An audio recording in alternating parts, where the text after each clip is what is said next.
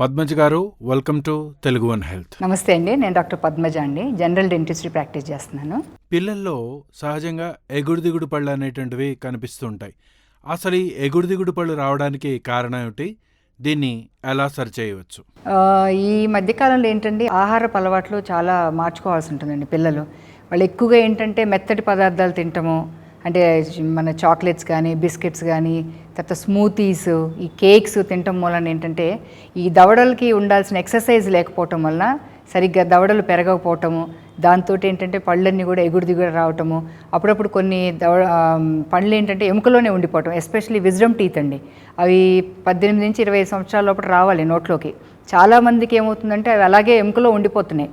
ఎందుకంటే జా సైజు తగ్గిపోతుంది, బట్ నంబర్ ఆఫ్ టీత్ సేమ్గా ఉంటున్నాయి అన్నమాట. నాట్ ఓన్లీ దట్, కొంతమంది పిల్లలకి ఏంటంటే నోట్లో వేలు పెట్టుకునే అలవాటు ఉండటం, కొంతమంది నాలుక కొరుకుతూ ఉంటారు, కొంతమంది పెదాలు కొరుకుతూ ఉంటారు, అంటే నిద్రలో వేళ్ళు వేసుకొని చీకటం అట్లా చేస్తూ ఉంటారు. దాంతో కూడా ఎగుడు దిగుడు పళ్ళు వస్తూ ఉంటాయండి. పాత పద్ధతిలో క్లిప్ పద్ధతి ద్వారా ఈ ఎగుడు దిగుడు పళ్ళని సవరించేవారు. మరి ఇప్పుడు వస్తున్న ఆధునిక పద్ధతులు ఏమిటి? దీని గురించి కొంచెం వివరించి చెప్తారా? ఇప్పుడు వచ్చినాయండి అధునాతన పద్ధతులు. ఇంతకుముందు అంటే క్లిప్సే పెట్టేవాళ్ళు, మెటల్ క్లిప్స్ అని. ఇప్పుడు దాంట్లో రకరకాలు వచ్చినాయి. స్ట్రైట్ వైర్ అంటారు, సెరామిక్ బ్రాకెట్స్ అంటున్నారు, తర్వాత సెల్ఫ్ లైగేటింగ్ అని ఈ వైర్స్ తోటే పళ్ళు కరెక్ట్ అయిపోతాయి. ఇప్పుడు ఇంకా లేటెస్ట్ వచ్చింది ఏంటంటే ఇన్విజిలైన్ అంటారండి. అంటే మనం క్లిప్స్ పెట్టుకున్నట్టు కూడా కనిపించవు అవి. ఒక సెట్ ఆఫ్ ట్రేస్ ఇస్తారు, ఒక 15 నుంచి 20 సెట్స్ ఇస్తారు. అవి అకార్డింగ్లీ మనం ప్లేస్ చేసుకుంటా ఉండాలి. 15 రోజులకు ఒకసారి, 20 రోజులకు ఒకసారి పెట్టుకుంటూ ఉండాలన్నమాట సెట్. అట్లాంటప్పుడు అంటే పేషెంట్ మన దగ్గరికి రానవసరం లేదు, డైరెక్ట్ వాళ్ళకే డెలివర్ చేస్తారు, వాళ్ళు నోట్లో పెట్టుకుంటూ ఉంటారు అన్నమాట అకార్డింగ్ టు టైమింగ్. పిల్లల విషయంలో అధునాతన పద్ధతిలో ఈ పళ్ళని ఎలా అమరుస్తారు? 5-6 సంవత్సరాల పిల్లలకి ఎగుడు దిగుడు పళ్ళు రాకుండా ఉండాలంటే మీరిచ్చే టిప్స్ ఏమిటి? వాటి గురించి కొంచెం చెప్తారా? అంటే పిల్లలకి కూడా అంటే 6 సంవత్సరాల నుంచి పర్మనెంట్ పళ్ళు వచ్చేస్తాయండి వాళ్ళకి. అంటే 6 సంవత్సరాల లోపల ఏమన్నా ప్రాబ్లం వస్తే, ఈ పుప్పి పళ్ళు కానీ ఏదైనా వచ్చినప్పుడు ఏంటంటే మనం వాటికి కంపల్సరీ ట్రీట్మెంట్ చేయాలి.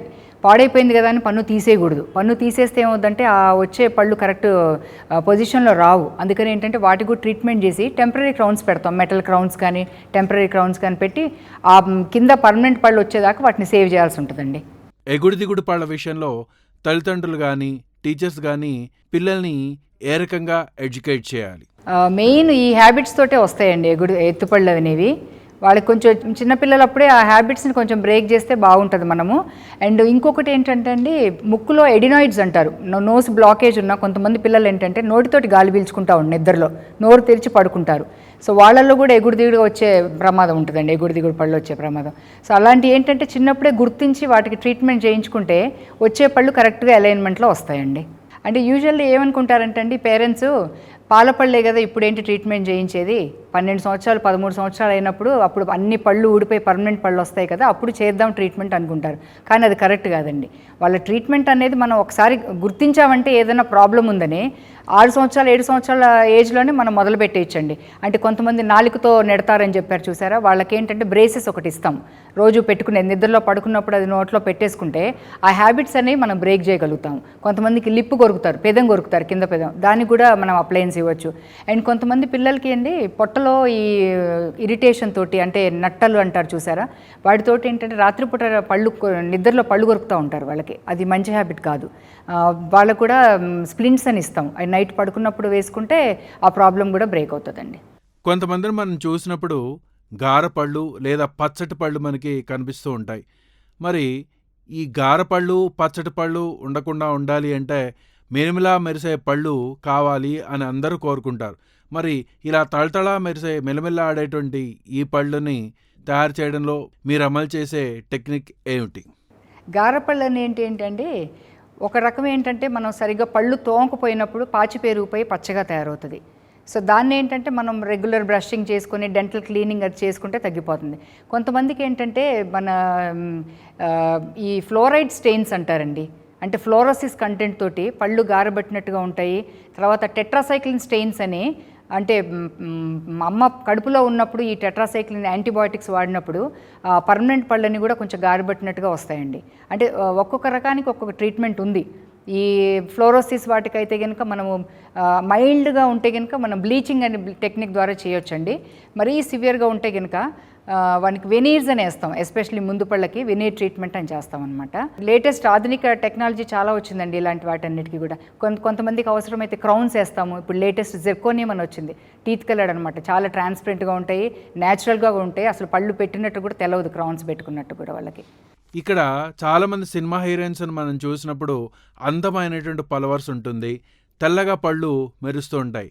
అలా కావాలి అనుకుంటే మీరు ఇచ్చే ట్రీట్మెంట్ ఏమిటి, దాని గురించి కొంచెం వివరిస్తారా? అంటే పళ్ళు వరుస కరెక్ట్గా ఉంటే అండి ఆ స్టెయిన్స్ అనేవన్నీ ఎలాగూ పోతాయి. సో దాంట్లో ఏంటంటే ఫస్ట్ కాంపోజిట్ పళ్ళ మధ్య సందులు ఉంటే కనుక కాంపోజిట్ ఫిల్లింగ్స్ అని చేస్తాం, ఆ స్పేసెస్ క్లోజ్ చేస్తానికి, అదొక రకం అండి. తర్వాత ఈ టీత్ మీద ఈ గారబట్టిన ఎల్లో కలరు అదంతా ఉందనుకోండి, ఇంటర్నల్ స్టెయినింగ్ అంతా, వాటికి వెనేర్స్ అని ఇస్తాము. అంటే టీత్ పైన ఒక లేయర్ లాగా వెనేరింగ్ అని ఇస్తాము, అది కూడా దాంతో కూడా చాలా న్యాచురల్గా కనిపిస్తుంది. ఇక ఫైనల్గా ఏంటంటే ఈ క్రౌన్స్ ఇస్తామండి. క్రౌన్స్ ఇస్ ద బెస్ట్ అనమాట. ఈ మీరు చెప్తున్నట్టుగా ఈ హీరోయిన్స్ వాళ్ళు వీళ్ళు పెట్టుకునే చాలామందికి క్రౌన్సే ఉంటాయండి యాంటీరియర్స్ ముందు పళ్ళల్లో అంతా కూడా.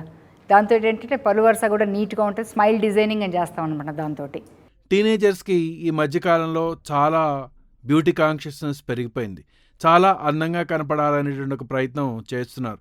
వీళ్ళందరికీ వాళ్ళ పలు వరుస అందంగా కనపడాలన్నా, లేదంటే అసలు కింది దవడ పై దవడ రకరకాలుగా మార్పులు వస్తూ ఉంటాయి, అవన్నీ సరిచేయాలన్నా కూడా, సరిగా ఉండాలన్నా కూడా మీరు ఇచ్చే టిప్స్ ఏమిటి, దాని గురించి కొంచెం వివరిస్తారా? Main first and foremost thing చేయాల్సింది ఏంటంటే కరెక్ట్ బ్రషింగ్ చేసుకోవాలండి. మనం అనుకుంటాం టూత్పేస్ట్ ఏదో వాడితే తెల్లగా తలతల మెరుస్తాయి పళ్ళు అని, అది కరెక్ట్ కాదు.